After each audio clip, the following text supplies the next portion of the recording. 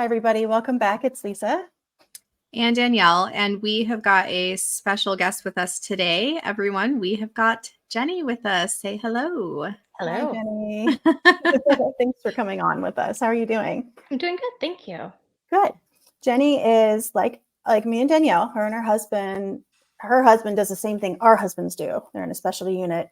And so she knows, she can relate to exactly what that lifestyle is like and how hectic that can be. So we're really excited to have her on and talk to us about her experience with it and how they make their day-to-day work with family and schedules and things like that. So thank you so much for being on here. Thank you for having me. Yes. Okay, so are you like me? Do you like put yourself in that same career? I'm always like, yeah, on the SWAT team, as if I'm part of it. I actually,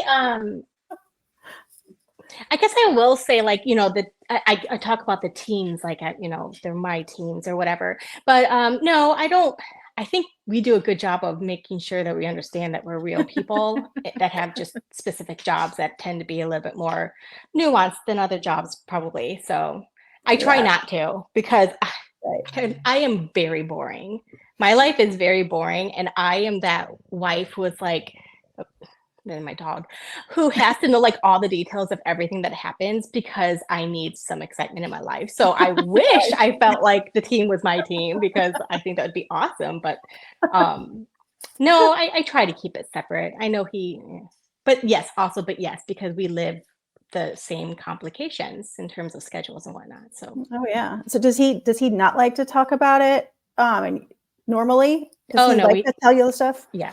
Yeah. So he doesn't mind. No, he comes home, and like even before he got on the specialty team, when he was like just like a normal B cop, he would get a lot of action at night. So it was very busy. So, and he would work night shifts. So he would come home while I was, you know, getting my coffee and getting the kids ready for school, and I'd be like, okay, so what happened while I was sleeping? Tell me everything. Oh, that's good.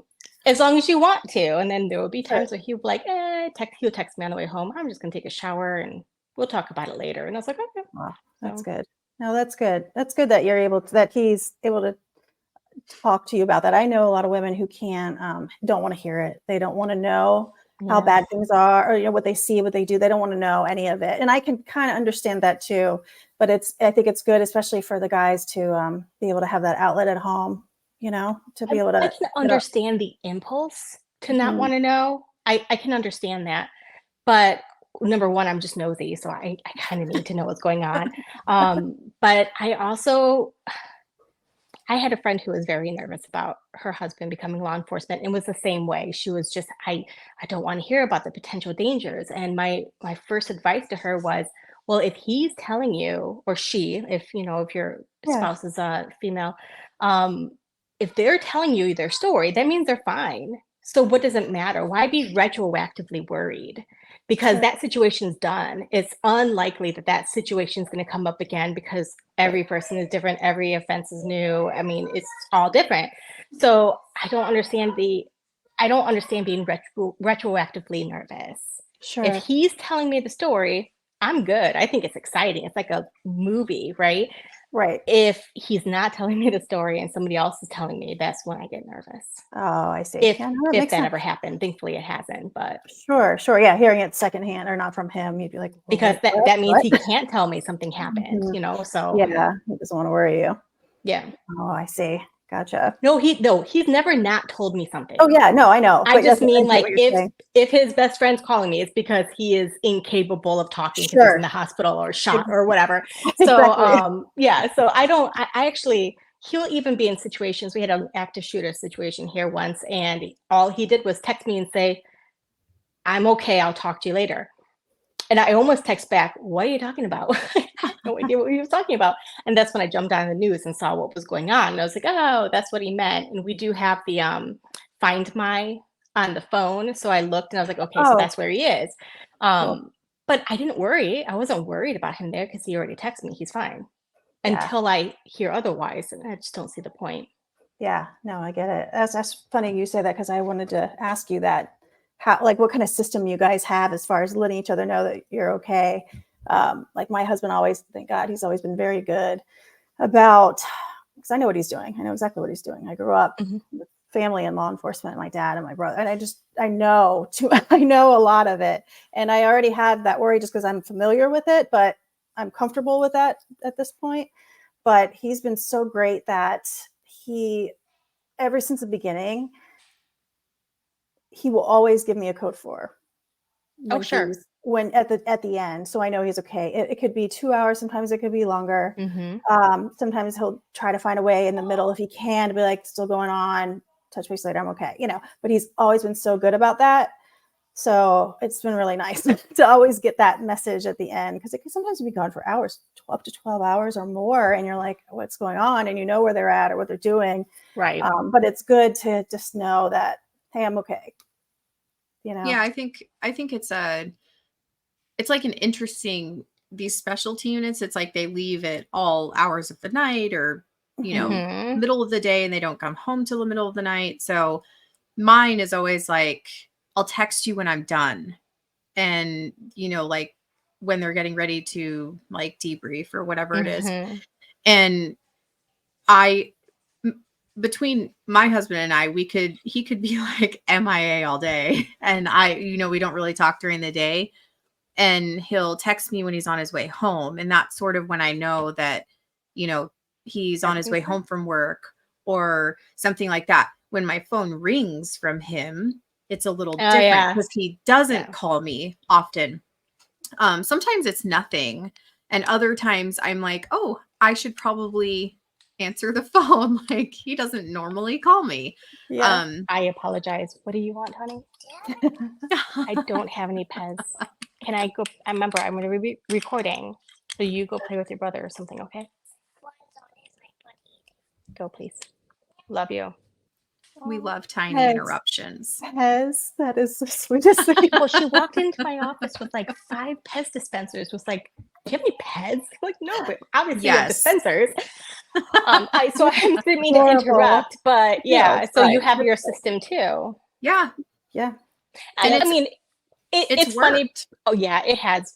For us, I was texting with my cousin once, and I said something like, I didn't hear from him for like 4 hours, and she's like, you need to hear from your spouse every 4 hours, because I don't talk to my spouse for like days if I'm on like a work trip or whatever. And I said, okay, so I should probably clarify.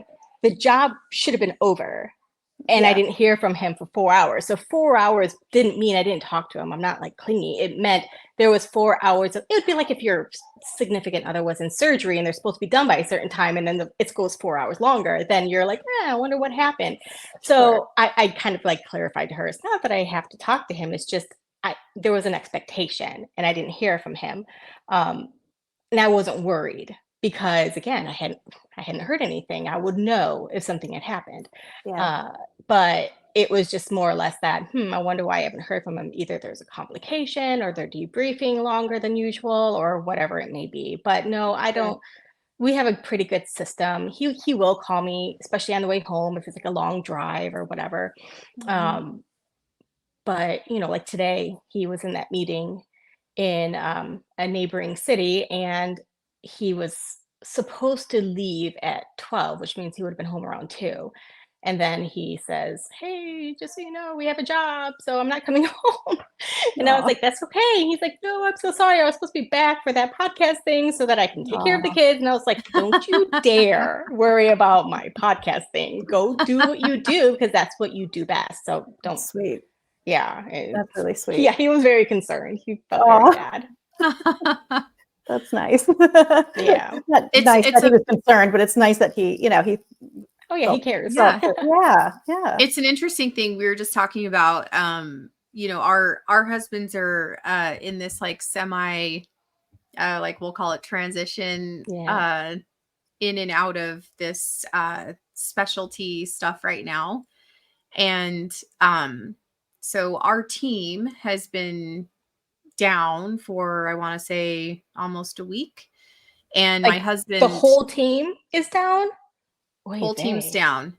Yeah. So my husband had made this comment, and it was, we're like a couple days in now, and he made this comment and said, it's the most like amazing thing to not be tethered to your phone. And like, I feel like free. And remember, this is after like 13 years. So he's like, I feel like free. Like we can take the kids to go do something. I can go to dinner with you without feeling like the phone's going to go off and I have to just drive you home. And it was like this realization that, you know, now 16 years into the department and 13 years of specialty where it's 24 hours a day, 7 days a week. It was like this aha moment, and that he hasn't felt in so long. So I think it's like pulling on his heartstrings a little bit. Like, I love this, but this feels kind of cool too, because he's like a kid in a candy store. He loves everything about what he's doing. It's it's something that he's like blood, sweat, and tears for, right? For years and years and years. And to me, it's like a family thing. Like we've all done this together. And so for him to have that realization, I kind of looked at him and I was like, who are you? Who are you? Yeah. What? Yeah. You're not worried about your phone right now? This is real. Like, this is different. Who are you, Sir Kramer? You guys had a higher call out load than we do. So because from what I understand, you guys like had the one team for the entire area. Yeah. We don't have that as much because we have so many teams in our area. And it's not that they're not busy, obviously. Like I said, today he's supposed to be home tonight and he's not. And then last week they were supposed to do like an altered schedule, and then they ended up working 6 days in a row. So I mean, it still happens, but it's definitely less chaotic because there's other people doing other regions. Otherwise they would just be driving all the time. But he does have he has his work phone now. So it's like, he's got his 2 phones and he's like, oh my God, I hate this. And I'm like, listen, when I was working, I had 2 phones. I'm like, it's just it's part of the job and you just got to do it. Hate to break it to you. But he's not, he's like a kid in candy store every day. It's like the giddy girl who's been named prom queen or something. I don't know, but it's very cute because isn't it silly? Well, and I guess some context. I mean, he's older. He's older than most of the people on his team, and it's something he's always wanted to be a part of. He had 2 main goals in his life. It was to either be on a team like this that was a full-time team that was comprised of very well-skilled and good humans, like not just like, men who can get the job done or women who can get the job done, but like ethos, like good people who just care about the job enough to put their egos aside and just do a good job. Or he wanted to get in the FBI. So I actually feel really bad for him because he has been a cop now for approximately 9 years. And he was with the county in our area first. And he loved that job. The only reason he's transferred to the State Department is because the specialty stuff was part-time there and he wanted to be on a full-time team. He just, you get really jaded being on the road after so long and dealing with so many drunken domestics and all that kind of stuff. He just couldn't handle it anymore. So he was at the Academy for State when he got the email saying that he was being approved for an interview for the FBI. And he was like, I don't know what to do. And I was like, oh, I can't tell you what to do. But he would have had to leave state in order to go, because I think they do all the interviews and testing for like the federal agencies down in like Tennessee or something like that. So he would have had to give up the sure thing to go do that. But he's like, but the only reason I'm going to state is to get on this full-time team. And what if I don't get on the full-time team? Now I'm going to be pissed that I didn't take this opportunity. I was like, I can't tell you what to do. So he prayed on it. We're very religious people. He prayed on it and he said, I feel like I have to stay the course. And he did. And so again, context, he's a little bit older. It was like the last chance because I think you have to be 35 to get on a federal agency unless you have military experience, and then it's bumped to 38. And he was turning he was 37 at the time. So it was like, this is your last chance. Wow. So he was like, okay. So when he got on the State Department, you have to wait a year before you can even apply or try to get on a specialty team. So he bought this enormous whiteboard and he wrote the number of days until selection on the Wow. top right-hand corner every day for selection. It was like, I think it started at like 370 or something like that, or 377 days. And he counted down until selection so that he could see the numbers going down and keep him accountable. And he feels like he has a lot to make up for because he's older than most of the guys. He's also a very small human. And with the specialty team that our husbands are on, you kind of sometimes size matters, but not to be cliche, but size matters. He's 5'9" maybe, and he's thin. He has red hair. He looks like a leprechaun. So he has like more weight to carry, like literally, that's not even like a pun. He had to figure out how to fit in. And they even said that during selection, they're like, listen, he's getting through. He's the tiniest human. Like we could throw him, but he's one of the most cerebral applicants we've ever had. He's just smart. Tactically, he understands everything. So he made it. And he still feels like he has to prove himself every day because he's new. And I think most of the guys on the team who have even been on there for, 10, 11, 12, 13 years, they feel like they have to prove themselves every day. So I like that about the team. They hold that accountability all the time. So That is good. yeah. So he's kid in a candy store. He's so happy. Yeah. They get to do if the exciting job, but have a team behind them that's supporting and doing the same things and protecting them, really. It's like they're protecting each other's lives. So you have to be a little bit closer. You're not working on a litigation team, Oh yeah, sure. You know what I mean? Like it's a very different world. I'm sorry, you can Daniel, always, I cut you off. I was just gonna say, you can always share with him that my husband's not a giant. In fact, a lot of our team, they're not big guys. Yeah. There's certainly some guys that are big Mine's guys. bigger. Mine's a big guy. Yeah, I would say Lisa's husband, his brother is a little bit bigger of a guy, but there's certainly some that are not like, they're not big guys. They can get into small spaces for the team. I mean, they're not breachers for us. Like the smaller guys are like the snipers typically. They are the ones that do crawl into small spaces for the team when we need them. Yeah, I say we, like I'm part of this. Like, hey guys, I'm part of your team now. But no, so I mean, it's not like, it is truly not like a one size fits all type of it's thing. It's not, but I will say it's, I don't know how your guys' department works, but the way we do it is there's the applicant system, and then they have to do, of course, the physical fitness test, and it's like it's the one for the state, but you have to finish within a certain percentile, like 80th percentile or something like that. And then they do a selection, which is like 1 week long. And it has nothing to do with anything. Well, I mean, there's some skill involved, but mostly it's, I'm going to make you like absolutely miserable, and either you want this or you don't. That's when it got hard for him because, they would put a lot of it, like, think about like Delta Forces or Green Beret or SEALs. It was like that type of training. So there was like, times where they would be lifting this 500-pound log, and there were 6 of them, and they're carrying, and he's like, they're all like 6'2", and I'm short. I'm like on my tippy toes trying to pull my weight, literally. And he said one of the guys didn't tell them when he was going to switch shoulders. So like the log fell on him. So he sent me pictures after selection. Like he had bruises everywhere.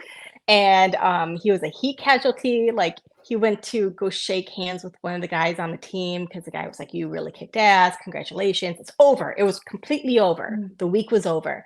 And apparently when he went to go shake the guy's hands, it was like, what that movies, like scary movies or whatever. It was like, this hand. And he's like, what is going on? And my husband was like, medic. And then he went down. He had a heat casualty. So they had to like hook him up to an IV and bring him back. And they're like, oh, hey, by the way, Jenny, I think your husband almost died. And I was like, cool. Cool. Is he okay? Cool, then I'm good with it. Said almost, so that means no. Exactly, he's fine. Well, he called me first, but then afterwards, his best friend, who's like, we joke around, it's his husband. They literally call each other like 10 times a day. They all have one. They all have Yeah. Yep. So he called me afterwards, and you could hear it in his voice. He was like scared. He was like, I felt like I was gonna have to call you and tell you that something happened to him, and it would have been my fault, and I would have been like, you're fine, let it go. He's fine. It's not a big deal. Aw. I feel like my husband has to do training every time he has to like take my body off the couch and get me to the bedroom because I'm probably like dead to the world. And he's got to like drag me from one spot to the next at some point through the night when I have fallen into a deep sleep. So that, you know, That that's like, counts. it's like training every There time you he go. finds me in that deep stupor somewhere in the house. Yeah. So Yeah, no, you're I welcome. don't do that. I just, if anything, it's him. But their schedule is just so chaotic that I don't need to listen to your message right now. But see, that's what it is. When he wakes up, I wake up. So when I need to sleep, I'm like out. And he's got to find me wherever it happens and put me back in my space. That's funny. She's at her desk. She's at her desk with her head on her keyboard. You know. I wish. I No. fell asleep. I used to fall asleep at my desk all the time when I work from home most of the time. So there were times I'd be working in the middle of the night and just doze off. Yeah. Put my eyes for a second, I always felt like I got the most work done from like 9 p.m. to midnight because that's when everybody else is asleep. And at that time, my husband was on the road, so he was working night shift. And I was like, I can either eat ice cream in bed or do this. So done. Yeah. Okay, I have a legit question. Sure. My husband can sleep through anything. Like he can literally sleep through anything. When his phone goes off for a hot call, like any kind of call that is with the tone from the team, that asshole is up like no one's business. I call him like if I've got something going on, flat tire, like it could be anything. He's asleep for hours. And I'm like, you didn't get my call, did you? And he's like, didn't see it. Is it the same phone or do they? Yeah. So, I mean, they have work phones, but they don't, it's all like, they have like a, dispatch has like a group that he technically, because he's a sergeant, he dispatches call outs. Oh, okay. But the duty office will dispatch him because he's the sergeant. So then he will send out the calls to everyone. So like, or other departments will call him if they need assistance or whatever. Right. So his phone goes off with like a special ringtone for these things. And I'm like, I look at him sometimes like, you did not just wake up to that. And I can call you. Does your husband do that? It's so normal. I hear that it's so normal for them to be probably. So like. But my husband is so interesting when he's sleeping because he'll like be dead to the world, of course. You know, the kids are yelling and I'm slamming doors. I'm like, wake the fuck up. I need some help right now, right? And he won't hear a thing. And then I'll like crawl into bed at 11:30 feeling guilty because I just sat up and read and like 8 Swiss rolls like in bed. And I will like creak into bed and he'll shoot up and be like, what's going on? Who is it? Why are you here? And I'm like, shut up. It's just like you're not being attacked. And then I'll ask him about it the next morning. He has no recollection of it at all. So, yeah. But I also have a running list on my notes in my phone that is called Shit He Says While Sleeping.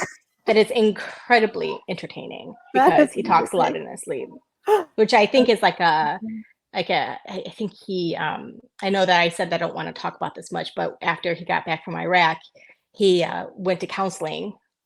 Fortunately, most people don't, but he did.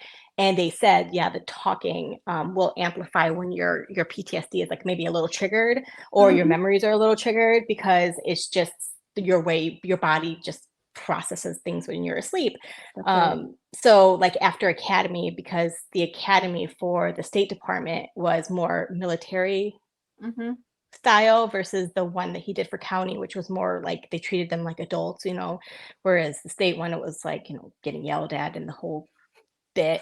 So he just talked a lot after that because he was like back in the army after that. But yeah, he said some interesting things. One time he said he was talking about what did he say? He said 950, I think, but that's probably pre-tax. And he was talking about uniform allowance. I'm like, why are you talking about uniform allowance in your sleep?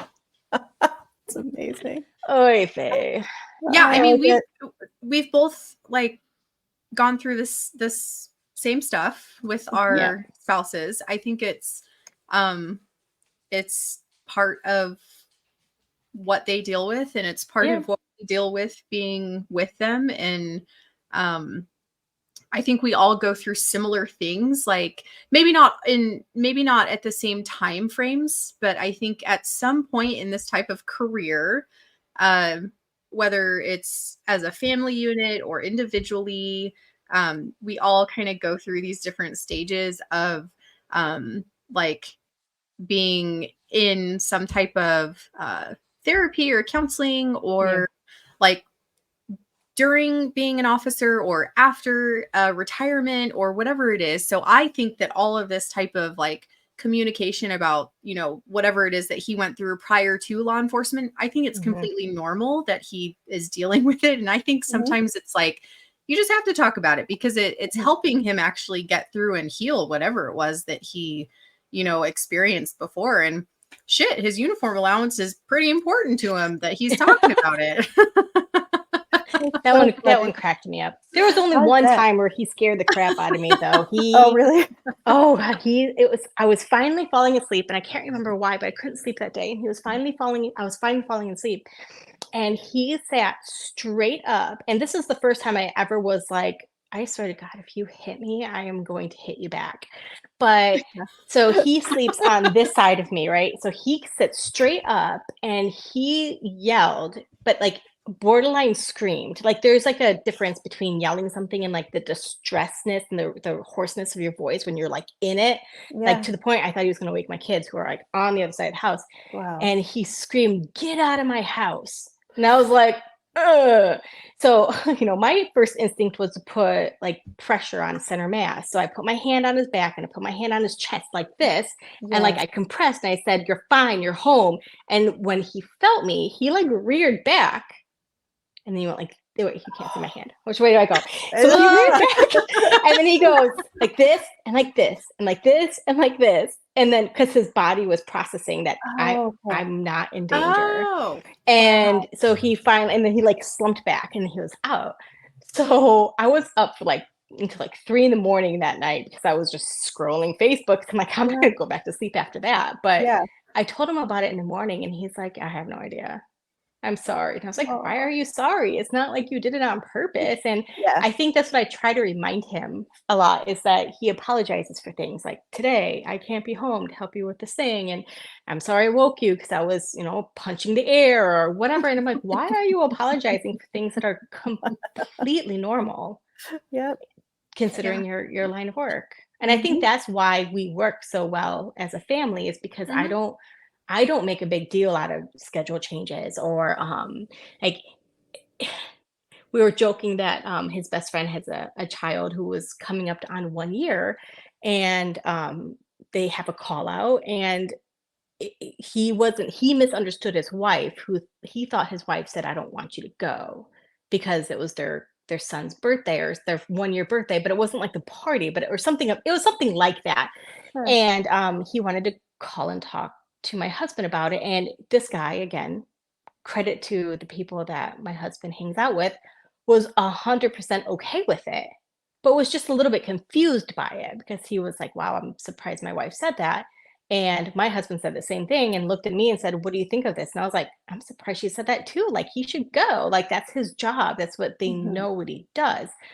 So they were texting or something and that's when she cleared it up. She's like, "That's not what I said. I said this." And he's like, "Oh, I heard you say I didn't want you to go." And I what she meant to say was, "Of course you're gonna go." Because it wasn't like a party or something scheduled or there wasn't people coming in from out of town or anything. So I mean, it's the job. It comes Yeah. first. Now, if there's something planned, and he took me out for our 10-year wedding anniversary, and we made a joke because there was a potential job that night too, of course. And he's like, I told them that I'm UA unavailable, and I was like, we're only 45 minutes away from home. It's not that big of a deal. I already ate my steak. I mean, Yeah. he was like, yeah, but I'm really excited about what we have scheduled for tomorrow, which was room escape. It's not like it was like Oh, super exciting, but I love those things. yeah. But I was like, no, if they call you and they need you, then we're going back home. It's not that big of a deal. Hmm. It's the job.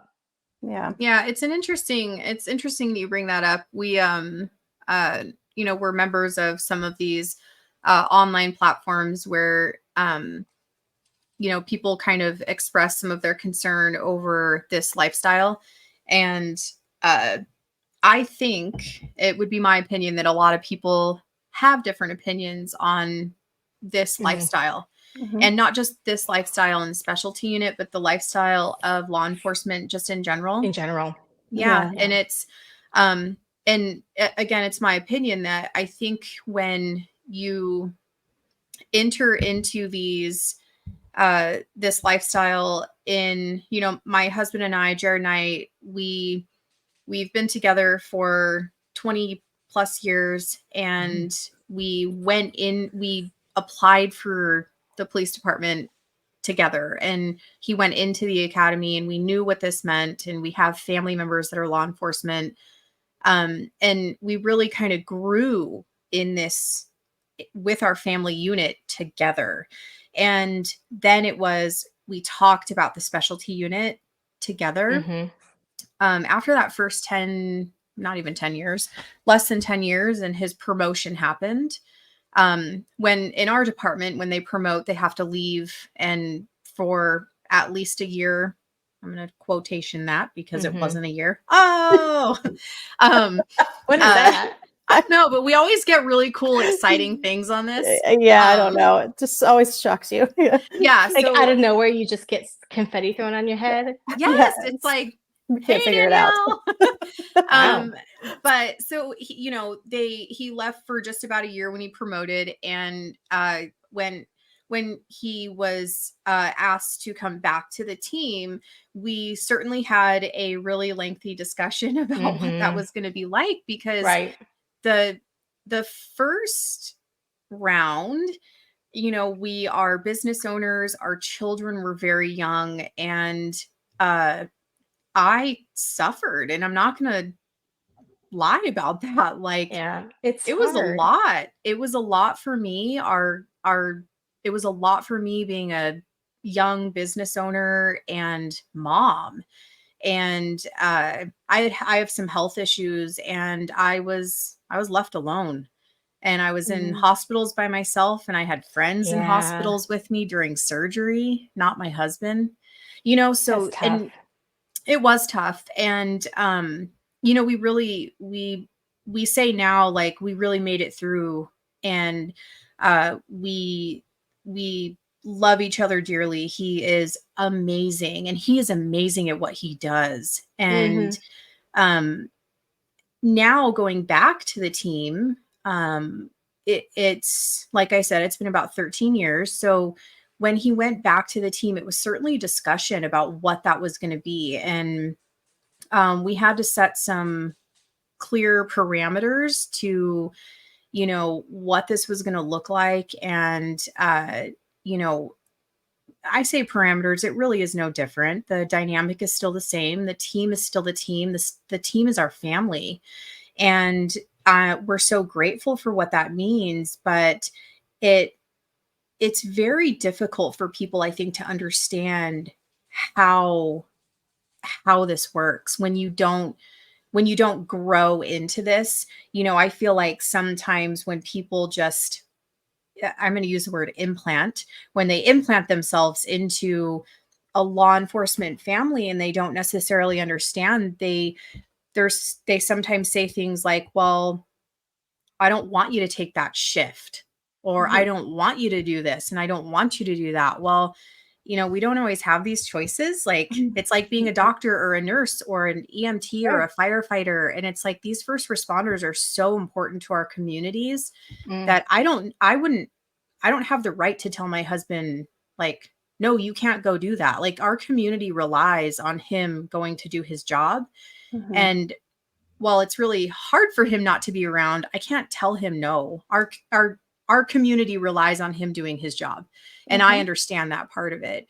But it certainly is not easy. This is not for the faint of heart to be a spouse or a child or anything else in. It is just such a difficult thing to, I think it is very different to have grown into the relationship or to be implanted into the relationship. And I see that. I hear those opinions very, very like they're blasted everywhere on all formats from all opinions from everywhere. It's crazy. It's a tough life.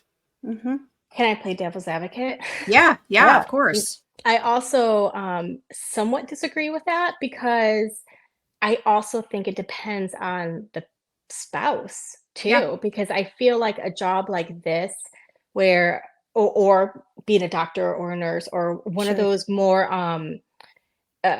visible, like important jobs. I'm not saying that other jobs aren't important. I'm just saying it's where other people rely on them.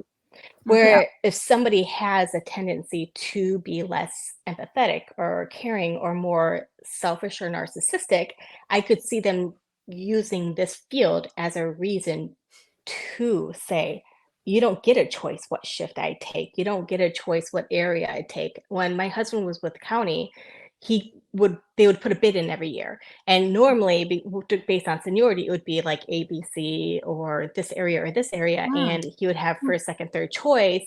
And he would get like they would try to pick one of those. Whether or not it happened was, but he would say like, which one should I put in? And we would have that discussion. If he's called out for overtime, they would have like every day he would be able to choose overtime days. And instead of just taking it, he would say, what do you think about this? Can I take this overtime shift? Obviously with the specialty team on state, this is completely different. I didn't say yes to him going to state without the prerequisite of knowing he was going to go to this team. Right. So it wasn't like a surprise to me that he was going, but it's a little bit different now because if we were a new couple and we had some like confidence issues or insecurities, this profession would be a lot harder. But I do feel like they're based on the posts that on this community pages that we're a part of, there are some dogs out there who do bad things and then they blame it on the profession. And I'm like, no. That's just him being a douche. Like, don't allow people to walk all over you and say it's the job. It might be the job, but even so, you're still an adult. Pick up your panties and go figure it out so you can stop hurting people you love. So that's my devil's advocate to that. Now, I will say again, when he wanted to come to state, I knew what that meant. And I didn't know if I was okay with that because I was happy with where he was. I had a friend group and I don't become friends with people at work. I grew up in HR. My entire career has been in HR. Like coworkers are strangers, period. Like shut my door, lock it, don't talk to me, don't be Facebook friends with me. And then it was interesting for me to try to become friends with these women. Even when my ex-husband, I was married before to an active duty Navy guy, and there are the Navy wives who wanted to get together and hang out. I was not a Navy wife. I didn't hang out with those bitches. I went to work and then I went to the beach and then I went home.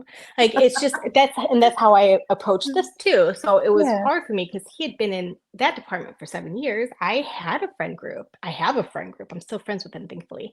And it was hard for me to walk away from that because during that time we had a buddy who was shot and we had a neighboring officer who died, and we processed all of those emotions together. And then for him to say, I think I want to change departments, I was like, I feel like you're abandoning them. And that's, of course he wasn't. Everybody's replaceable, but I felt like we were abandoning them, and that was hard. So the day that his best friend was over, who had gone to state and was newly on the specialty team, he was lucky that I had just had a procedure earlier, so my faculties were a little numbed by Norco. He's like, let's have this conversation. And I was like, yeah, sure, you're good. And then I was like, oh, I already said it. I can't take it back. But I also entered into this marriage having said to myself, I don't know if I'm ever going to fall in love again, because my ex-husband did a number on me, which is normal. And he was younger than me, and he was a military guy. And I was like, I'm never going to date a guy in uniform again. And I'm never going to date a guy who's younger than me. And then I married an Army guy who was still in the reserves, who wanted to be a cop and who was 2 years younger than me. I mean, the things you do. But yeah. I went into it saying to myself, I am not going to be the reason he doesn't have opportunities. Yeah. Because then, like, he might have regret, and regret turns into resentment, and resentment turns into like something in the middle of us, and I'm never going to let that happen. Yeah. The only time I put my foot down was when he thought about applying to the big city department in our state long before he even got on county, and I was like, no, because I'm not moving there. We weren't married at that time, so we would have just broke up. But then he had an opportunity to apply for like air marshal, and I said, can you please not? Like, that's the only time I've ever been like, please don't. But other than that, if he wanted to do the Fed thing, I would have gone with him. I would have been a little bit sad about it, but because of the inconsistent, or the variables, there's too many variables. Like, he was already in academy, you already have a job, or you can throw it all away for what? So yeah, I wanted to play devil's advocate, because I feel like it's gone so smoothly for us because my partner is who he is. My husband is the kind of man he is, the kind of father he is. He even says to me all the time, I love what I do, and I love my team, and I love what we do, but that's not who I am first. I'm your husband first, and then second, I'm their father. Like, so he always puts me first, then we put our kids second. But of course, they're so young, we say, okay, if you put me first, that means you put them first. Like, that's what I want, that's my desire. Because he said, if everything falls apart with the job or whatever, and he doesn't want to not know who he is, and he doesn't want to not know his wife or his kids. So I think that's why it's worked, because he cares. That's and great. There's other people who don't. So that's true. Yeah, that's a good interpretation, actually, of what we see sometimes from these community pages. Yeah, it's actually frightening what some people go through in this field, because it's such a most of these men and women are so freaking cool, and I think there's just some bad apples. There's bad apples in everything. And I don't even like that expression necessarily. They're not bad apples. They just maybe don't have the right morals, or the right ethics, or the right mindset. And I mean, it's just, it is easy. You're working night shift, your spouse is home sleeping, and she doesn't want to, or he doesn't want to relate with you because you feel distant, because there's physical distance between you, because your schedules. I can see how it's easy to stray or cheat or find connection with somebody else. I understand the temptations are there. I just think it does make it easier. That was some of my favorite. My husband's going to kill me. No. That was my favorite time when he was first on the department. Like, when he got off FTO, and his first shift was a swing shift. That fool was gone. We were newly married. I was pregnant not too many months after we got married. We're young. I was home. He was gone. I was living life up on the couch. I was reading books. I was starting our first business. I was enjoying like Netflix and food. What else could I have asked? Yeah, snack without judgment, like, what else could I ask for? I mean, like, it truly, I remember, I can like actually sit here and picture what I was doing on the couch, the house we were in at the time. I was like stupid pregnant, like ridiculous pregnant. I shouldn't have been that big, but I was like pregnant, and he used to come home during his like lunch, late dinner, and eat with me when he could. And I would go on ride-alongs with him before I was like Oh, really pregnant. jealous. Yeah, I mean, it was like so much fun. And so that's like, it was perfect distance. I will tell you right now, this is the honest truth. When he is home too much right now, I'm like, go to work. Okay, so my husband laughs at me And he because, creeps into my office, and I'm like, oh, what are you doing here? Oh, Go I'm away. actually, what I say to him is, I know you see me here, but I work at home. yeah. I'm not off. I'm working. Like I work at Yeah. home. I run a business. So yeah, and that's where I kind of lose myself in some of these things. I'm like, I get that you feel distance, but like, guys, let's own some of that. Like find some time to like, like I sometimes I feel like I'm going to go on a tangent here. Sometimes I feel like it's like woman's fault. Like guys, like find something to do. Like why are you saying that he's running out on you? Like that's insecurity. Like that's sometimes like you're pre-telling yourself a story that may not be there, and you're thinking stuff about your husband that may not be there, or your spouse that may not be there. Like I said, my husband is MIA more times than not, and he's cool as shit. That guy's not running around on me. Like, Yeah. he just doesn't talk to me during the day, and I'm okay with that. Yeah. I when we bought this house, it was about a year after he was on his last apartment, and we purposely bought it because you come in from the garage, you go straight downstairs, and there's a bedroom down there, and the laundry's down there. He's got a shower. There's like a bar with like a kitchen area in it. So like he's got like he'd be able to come home at 3 a.m. and just go straight downstairs and not bother me. And when he got on the specialty team, for the most part, he's home at night, unless there's a job, which if he has a job, a lot of times like the brief will be at like, 3 a.m. and it might be 3 hours south, right? So he sleeps downstairs on those days because he's gonna have to get up in the middle of the night and do whatever.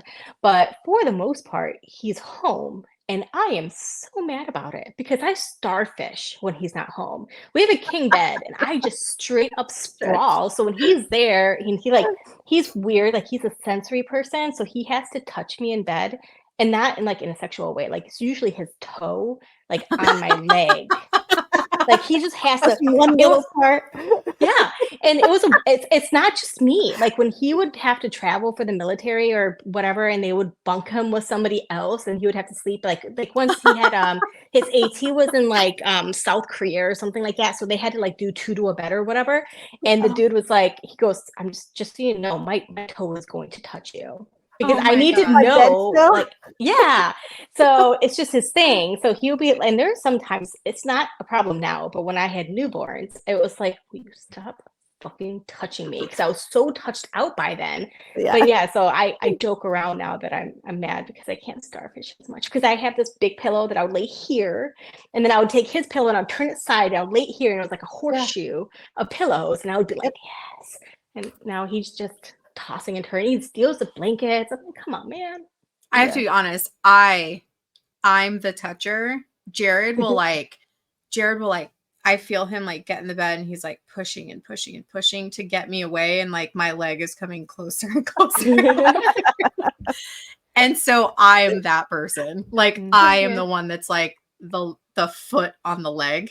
But why? What is your reasoning? I don't think there is a reason, because I'm super cold at night. So that might be it. Like I sleep with a heated blanket in Arizona, and it just irritates the shit out of him. And he's not under it, but he is like pushing me to the edge of the bed every night. Interesting. And he does not want me like, touching any part of him. I think it's because I'm probably like a human heater at that point. Yeah. I never really asked my husband either, but he made it very obvious and known that this was like his thing when we first started dating. And when we first started dating, I was 29, 30, and I had already been married and divorced, I had a baby, like, I was an adult, so I didn't necessarily need him around. Mhm. Um, and that's my big joke is like the we worked because he didn't supplement my life. He just complemented it. So, Yep. I didn't need him. But so he made a mention about it and he kind of alluded to the idea that it's not like a comfort thing, it was a safety thing. Mm. And the only thing I can think of, and I never asked him, and I should probably ask him now, is I wonder if it was an Iraq thing. Like if they were, because there would be times that they didn't have anywhere to sleep, so they would have like, they would make their little like beds in the Oh, dirt. I'm mhm. wondering if it was like a making sure that somebody was still next to him, like a Yes. safety thing, backup. Oh, I don't know. I should ask him. that Because makes but at sense. the time, we were so new, I was like, "I'm not gonna bring it up. If he wants to talk about it, he Sure. will." Because that's one thing, it's like, even now, as much as I know him and I love him, I let him take the lead on anything he wants to share during those deployments. Because he went on 2 pretty active tours. Yeah. So, if he wants to share, he can, and I often look at him and I say, "Okay, how do you want me to respond?" Because Mhm. that's one of the things, like, even with, like, law enforcement trauma that happens, he'll come home and he'll say, "This awful thing happened, and I can't get it out of my head," and sometimes it's so benign. It's like, why that one? And it's because like the wife of the guy having the heart attack was there and like he felt this need because he Yeah. felt their connection and it was just so sometimes it was really benign, sometimes it's obvious why it was so traumatic. And oftentimes I would look at him and be like, I just let him talk, and then I say, how do you need me to respond right now? Do you need me to Mhm. hug you? Do you need me to make light of it? Do you need me to cry with you? Mhm. What do you need from me? And he was like, honestly, I feel, or he was, and sometimes it's all of it, and Sure. he leads the reaction. But so yeah, so there are times where, especially with overseas, that I just kind of let him take the lead on it because it's not my trauma. Sure. I don't get to absorb it and make it mine Right. because it's Right. not about me, it's about him. So Yeah. No, I'm like that too. I will always be like, "Do you want to?" My line is always, "Do you want to talk about it?" mhm, I'll be like, "How are you doing? How's everything's going?"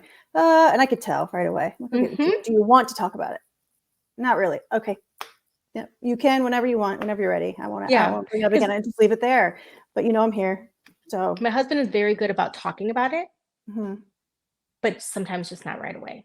right. Like, and sometimes he would even say, you know what? When I get home, I'm gonna slip downstairs. I'm gonna take a shower.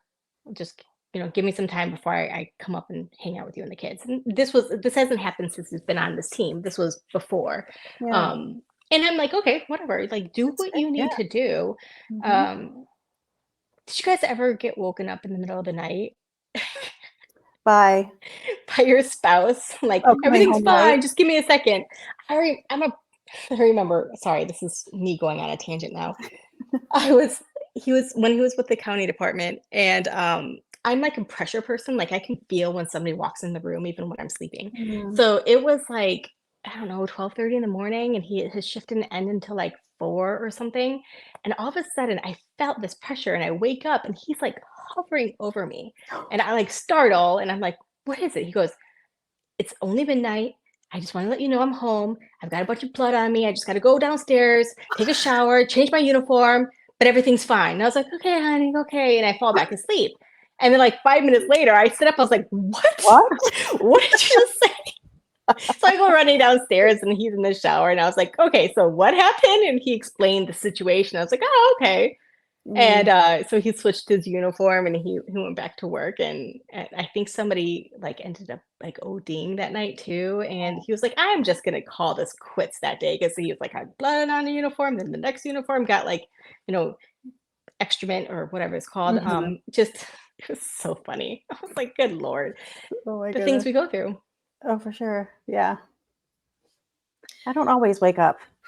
I don't always wake I up. don't I mean, always wake up either. I think I yeah. felt like something, like, Yeah, just woke me depends on up. how deep a sleep I'm in. I'm either Mhm. sleeping great or not at all.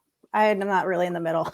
It's either I'm awake already and I heard you come in, or I don't even know. There was a time, guys, where he had a call out and I was sleeping so good. And I wish I could remember what I did that night to make that happen, to sleep like that. But he got a call out, left the house, and came home, and I had no idea of You it. know? You called me. Yeah. I That's knew about this. fantastic. Yeah, you were like, "Did you know the Yeah. boys had a call last night?" And I was like, "Yes." Usually I hear the phone too, because sometimes he would sleep through it, but that noise, that sound, that certain ringtone always alerts me, and I'd have to wake him up. But Huh. somehow I actually, because it was just strange. I don't know what I did, but it was a great deep sleep. I had no idea. So the next day, and he was talking about last night, and I'm like, "What are you talking about? Were you dreaming?" Hmm. He's like, "No, I went to work." I'm like, "You did?" He's like, "Yeah, That's I said goodbye to you. hilarious. You responded." I'm like, "Oh, Mm-hmm. sorry. I had no idea." You know what's interesting is I always hear them leave, or I always hear him leave, but the most memories that I have of like the memories I have of that are like almost they're not like traumatic to me, but they're like fright to me, like did he come Mm-hmm. home, did he not come home, Sure. like that, um are him on the road, because I always heard his vest at night. Like he'd come Oh. home and The take his Velcro. outer vest, the Velcro. And on Mm-hmm. the team, typically he changes out at his on his truck. And Right, so right. I Because he's don't got like a closet in the back seat well, or the it's trunk. yeah, they have trucks, so they have these huge like things in the Mm-hmm. back. So I don't hear any of that. And so when he comes in and out, he's sort of just like comes in and out and takes off his shoes, he'll take his belt off, but I don't hear that. And so the on the road, those couple of years he was on the road were much more triggering to me, because I knew if he didn't come home, I was up and I was waiting for the vest, and I never heard the Interesting. vest. And then I was, texting him, because then I would recognize that it was like 2 o'clock, 3 o'clock. And then it was like, where is he? Or, there were nights that there were like terrible, terrible accidents, or like officer involved Mm-hmm. issues. Or like when he was part-time on the team, he was like semi trooper, semi team. And it was like, this like mix of roles. And yeah, so it's the vest for me that is like this like trigger when I hear the Mm-hmm. Velcro of the vest. Still to this day, it's a weird feeling. So it's like the phone going off for the team, but it's the Velcro of the vest for him that's a weird trigger to me, to know Interesting. that he was home. Yeah.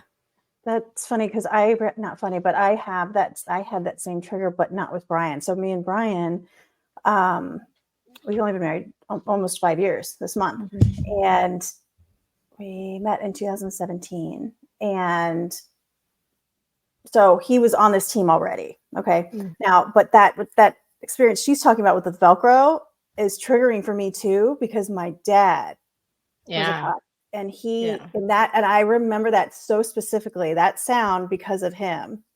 And I think it'd actually be interesting, like if Brian ended up doing something where he had to do that, and I heard that, what that would do to me, because you know what I mean, like I hadn't heard that in so many years, from being a child, that if I heard it again, would I think it was my dad, or you know what I mean? Yeah. Like I don't have that relationship sound with my husband with that I don't even Velcro. think I have one.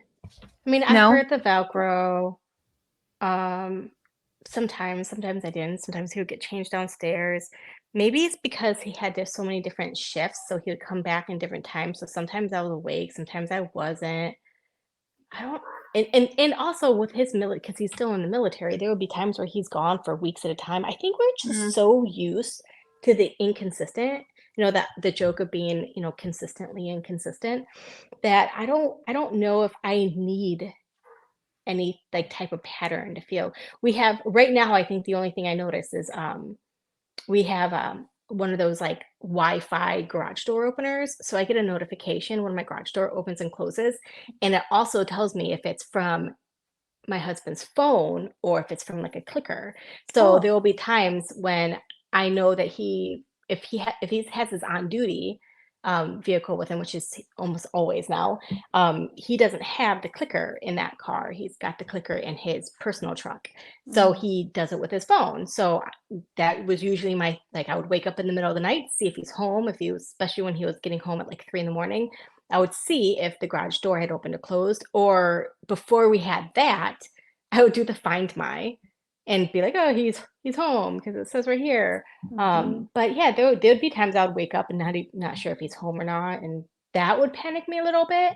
But he was really good about saying things like, running late, accident, or running late, and yeah, and when he was on the road, I would text him back and be like, hope everything's okay. Let me know if you need anything. Now that he's on the teams, I've told him, I won't text you first. Yeah. If you're on a job, if you're going into a brief, whether it's a scheduled job or a call out because there's a barricade or whatever, I'm not going to text you first because especially with like Apple Watches now and everything, like I don't Yeah. want anything to distract your concentration. Mhm. So I'm kind of leaning on you, buddy, to, Mhm. whatever. I will text him when I wake up, and we have our code. It's just my XO. It's a long story from our dating experience. We are both kind of happy people when we were single, and we dated a lot. So we would throw out XOXO to basically everyone. We had a lot of fish on the line, so to speak. And then when we got serious, we realized that our one X and our one O belongs to just each other. So Oh, that's I like like our that. thing. So I will text him that just so he knows I'm up. So he Yeah, doesn't wake me up if he's worried about that. But I sure. don't text him now because I try not Yeah. to distract him at all. But yeah, I don't think I have a thing. I think the only time I got nervous was if he was running late as a trooper because he didn't get a lot of overtime with state because he didn't need to. It was kind of Sure. a, very easier job than when he was with county because if you get in the middle of something, really easy to get in the middle of something overnight. Mhm. Um, so that made me nervous, but not really. Yeah. I don't really get nervous about it because if something happens, I'm going to know about it. Yeah. No, yeah, for sure. You will. That Yeah. was why I always told myself I would never, never marry a police officer just because of my experience, as a kid with my dad. And it wasn't bad, but I knew his hours were crazy. And I Mhm. always worried. And I had that experience, but he was okay. Nothing happened. But he always told me, you'll know if something's wrong. People are going to show up at the door. And Yep. you're going to know right away. They're going to come be with you.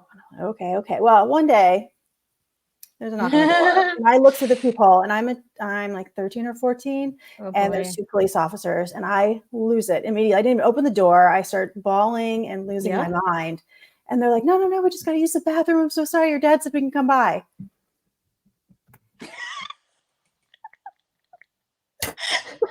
I mean, trauma for no Oh reason.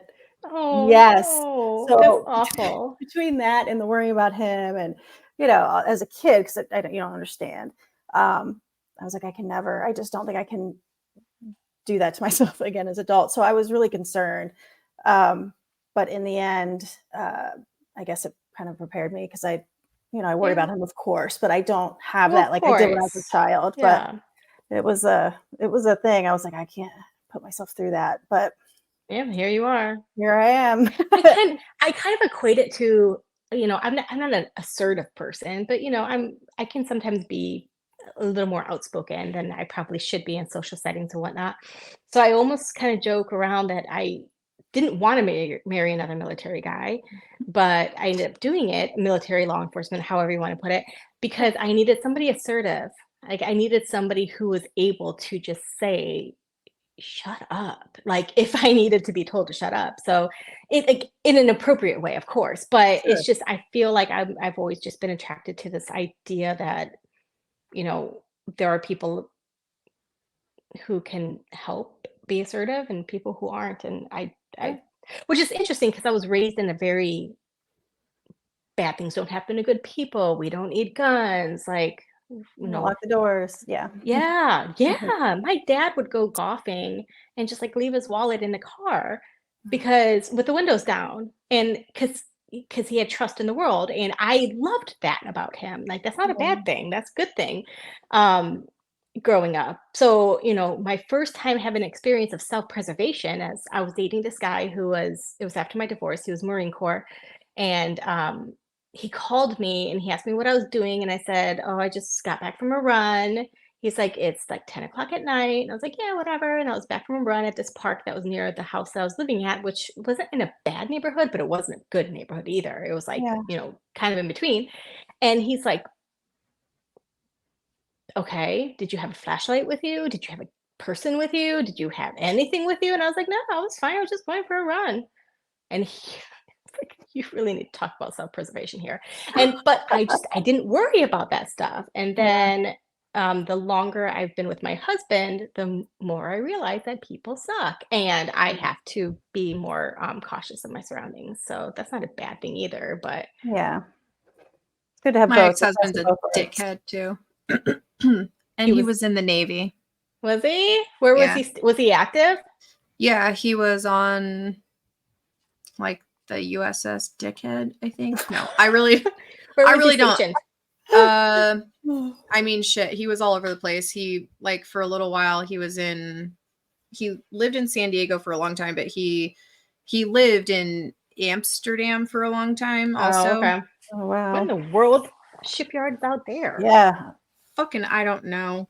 He wasn't around for a long time. He wasn't around for a long time. Our oldest, who's going to be 21, she is Jared's daughter, because he decided that the Navy was like the coolest thing ever. And he was not the coolest human. Like, he was not nice and abusive. And so the Navy was a good fit for him.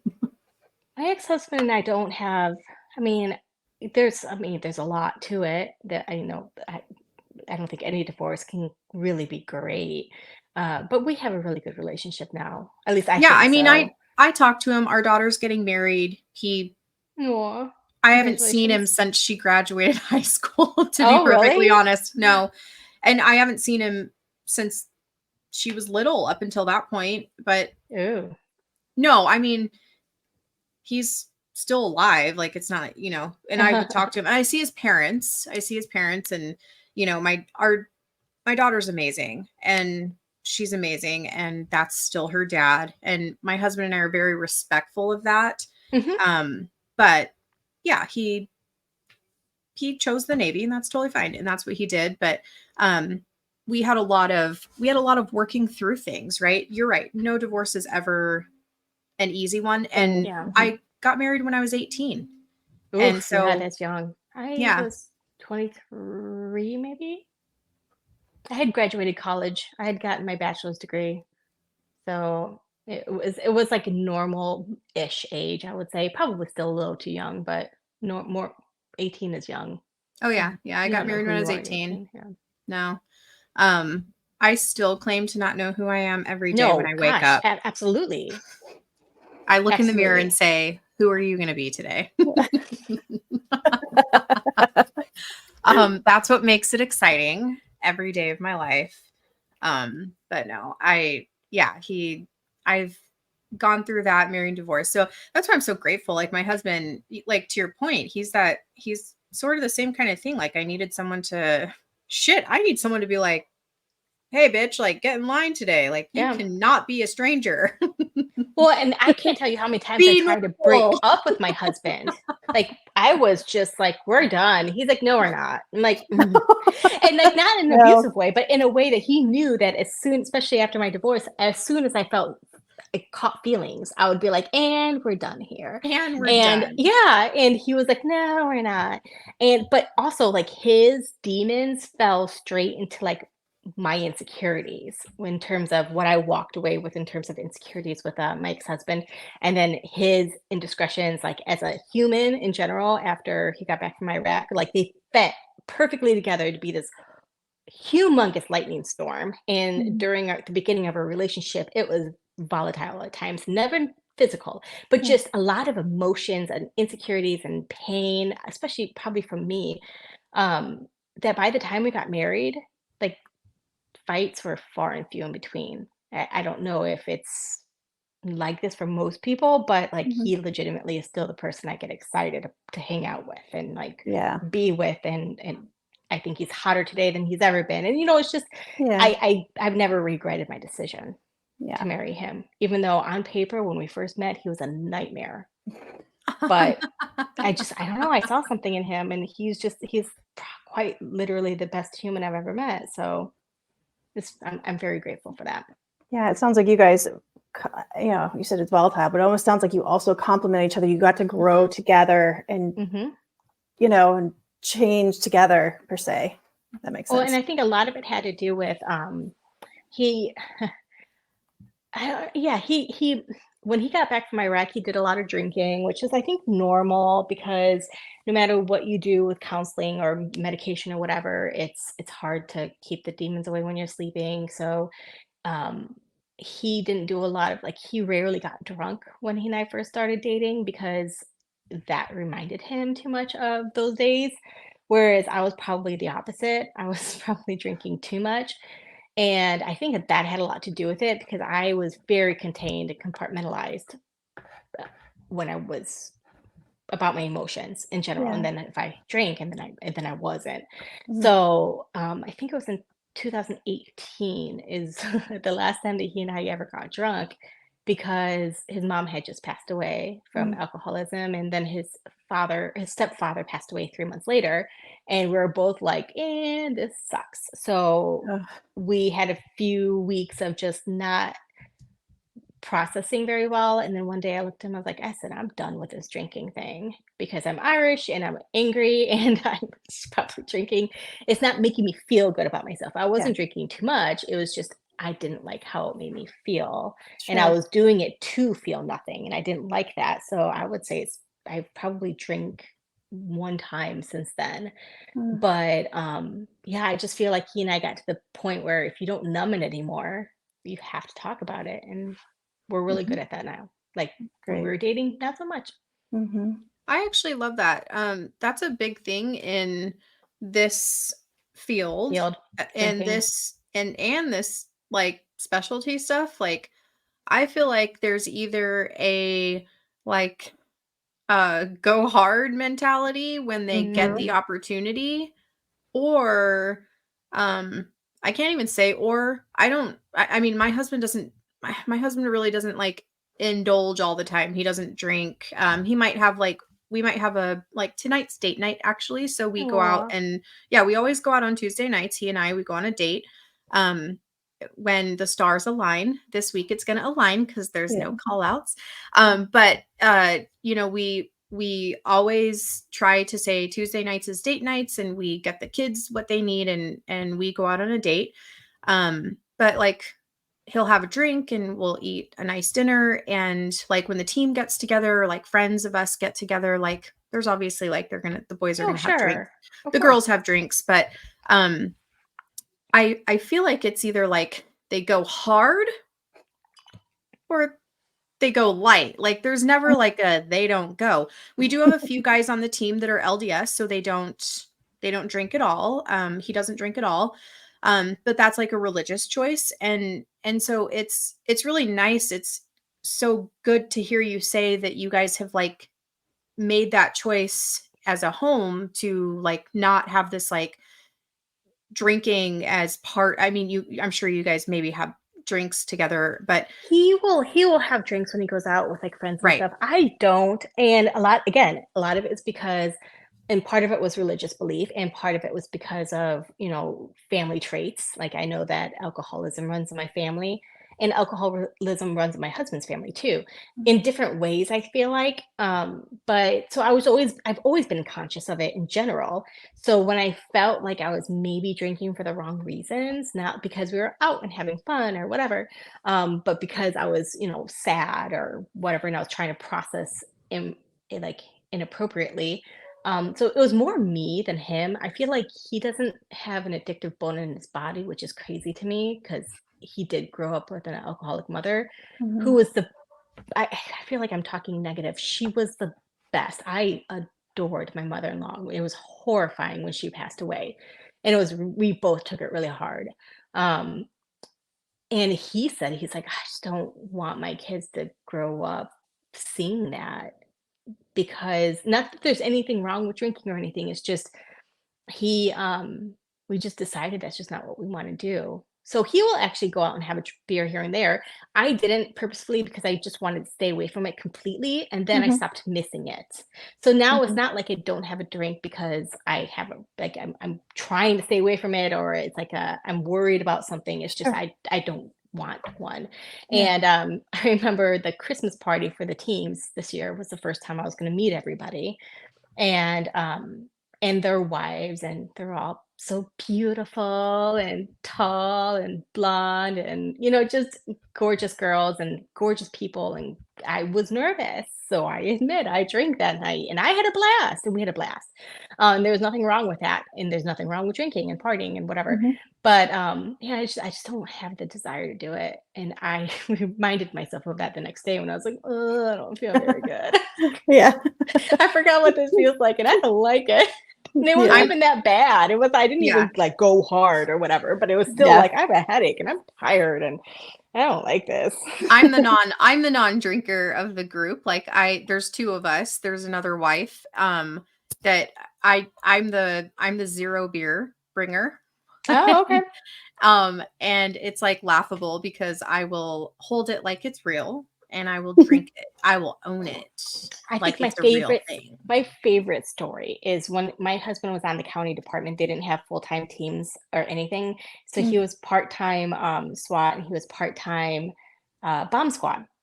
And there was one evening where a local doctor maybe who just would donate to the SWAT team a lot, because as a part-time team on a county department, they don't have a huge budget. So he was very heavily involved in that. So once a year he would take the whole group to dinner, like a steak dinner, and then he would get them drinks, like drink whatever you want, blah blah blah. And my husband like unapologetically was like, I'll have a kitty cocktail, which I know isn't like a global thing, but it's like a Shirley Temple, Mm. Sprite with grenadine, and it's like a kid drink, and they all laughed at him. He's like, "What? What are you gonna what? Like, am I less of a man because I ordered a kitty Yeah. cocktail? I like grenadine. Get over it." And he makes a joke that he only has one or two because the sugar really goes to his head, and it's just he's very unapologetic about it. And honestly, I have learned that on this team, nobody bats an eye. Yeah. I feel like it's like not that big of a deal, Good because I people. just feel, yeah, it's like whatever. Mhm. If you drink, you drink. If you don't drink, you don't drink. It's not that big of a deal. I feel like people Yeah. who make it a big deal make it a big deal for a very personal reason, and that's just Right. something they have to work through. Mhm. Yeah. No, you're right. Oh, Yeah, cool. we have a cool group of friends that That's awesome. they Yeah. could care less. Yeah. Yeah. Yeah, I don't see that ever being.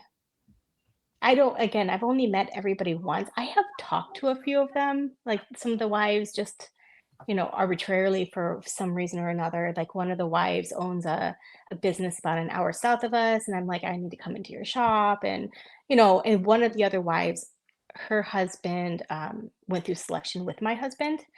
So we actually had them over as the two of them so I could meet, because my husband and her husband got close during that process. They bonded together. So I met her and she's lovely. And yeah, so I've got to know quite a few of them, but we're not close yet. But again, he's new. And I have a hard time connecting with people. So it's something I'll have to decide if it's going to be my jam.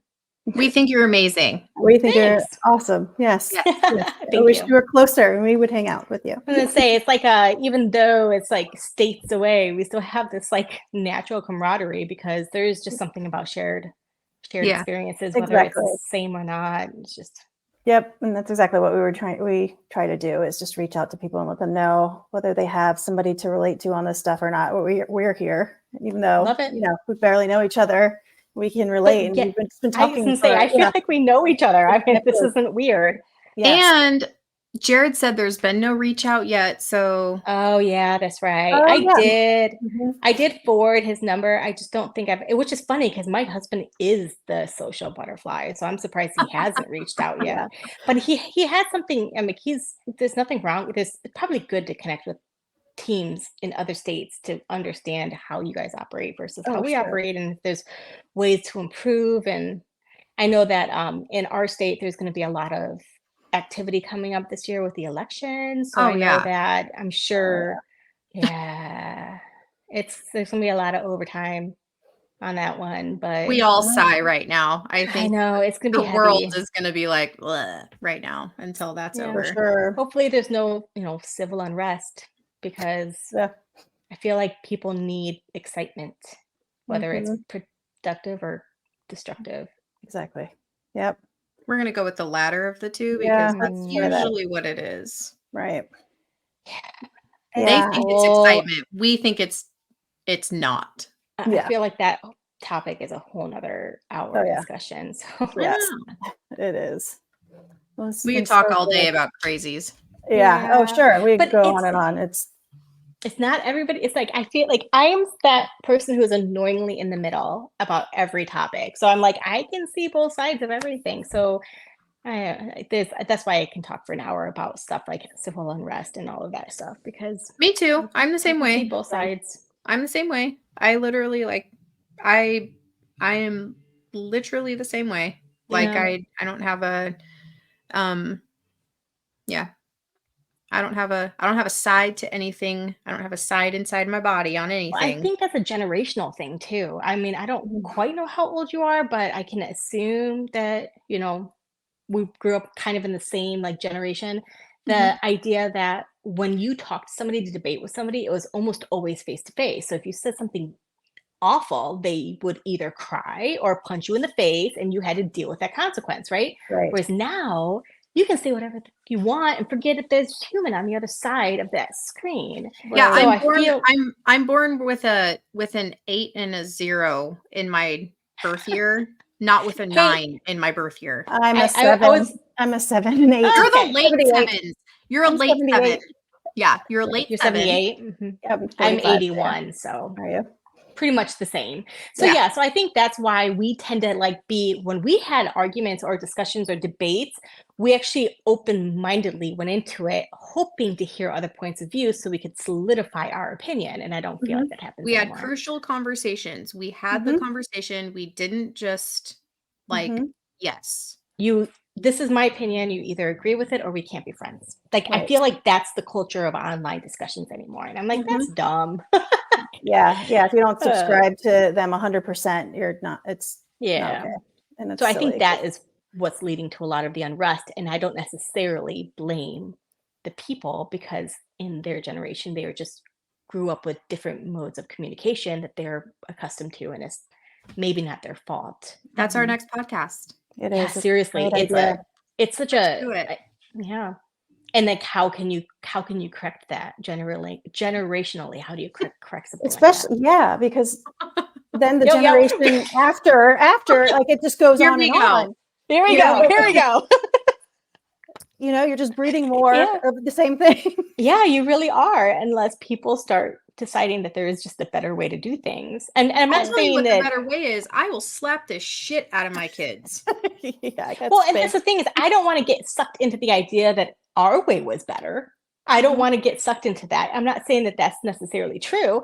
I just want to go into it open-minded and have everybody else do the same thing. Yeah, Yeah. but there And are moments where my kids come home sometimes and bet, they say something bet. to us and I'm like this. What? The fuck did you And just say to me? yep. And I'm like, where did you learn that? And they're like, well, my teacher said, and I'm like, give me that bitch's phone number. Oh Because we are no. not learning that in school. Mhm. Huh. I haven't What? had that yet. Oh yeah. Well, we're Yeah. like 6th and 8th grade, so we're like approaching that high school age where like we're teaching some pretty racy stuff on like politics, right? Like they're touching politics in a way now with kids that's like inappropriate. We Yeah. should not be pushing agendas on kids that I don't even push it in my own home. I wouldn't push it Mhm. anywhere. I don't push it Yeah. on anyone. I don't think that that's the right thing to do. It's not appropriate. And my kids on religion and politics and everything else, they have the right to choose Yeah. to a degree. Like we have beliefs in this home, but like they have the right to choose. I'm Yeah. not the same political view as my parents. Mhm. Right now, my high schooler is living with his dad in Virginia, which is like, I know I didn't say where I live, but it's far away. It's not like let's drive down and see my son, for personal reasons. And so I don't hear that, but I would be curious but he's pretty. My teenager he's I don't know. He's interesting. He's very like he doesn't talk about things. He doesn't open up. But he doesn't seem to be affected by things as much as some other Mm, people. So mhm, maybe mhm. that's why it never really comes up. But Yeah, I wonder if it's state by state also. all possible. sure. Oh, 'Cause I sure. know that Virginia is a commonwealth, but I don't know like which way it tends to lean. Whereas I know which way the state that I live in leans. I'd be curious. But my littles, the ones I have with my husband, the kids with my husband, are first grade and third grade. So we Mm. haven't gotten to Yeah, you're not getting there quite yet. Like no. I know we used to be one way politically in this state, and then somehow last Very quickly. election we like turned very quickly, and we're Uh, not quite sure how it happened, but It's a growth. It's a growth. yeah. We I could grew just so fast, and then all the people from different states moved here and made it theirs. Like, I'm just that's that what kind of happened. person though, if I get pissed off when I hear some of these like more maybe politically minded things that I Mhm. disagree with, I'm gonna be that impulsive jackass who's like, that's it, I'm fucking homeschooling, get them out. I Not that I want to, because kids drive me crazy. I love my kids, Yeah. but all day. Sure. But I don't know if I could handle that. But I don't know, I'm not there yet. Yeah. That's future Jenny's problem. Mhm. Future Jenny's problem. Yeah, Right now, Jenny is not worried about it. I never wanted homeschooling to be my problem still to this day. I would Yeah. probably lock myself in my room. All Pretty right. sure I would. Yeah. Pretty sure I would. Yeah. Yeah, that's a discussion for Yes. pod. We For will sure. certainly tear some folks apart politically because I know jack shit about it, but I will talk about it. I am, as my husband likes to put it, and this was the biggest fight he and I have ever gotten into. He dropped this one, and I remind him of it all the time.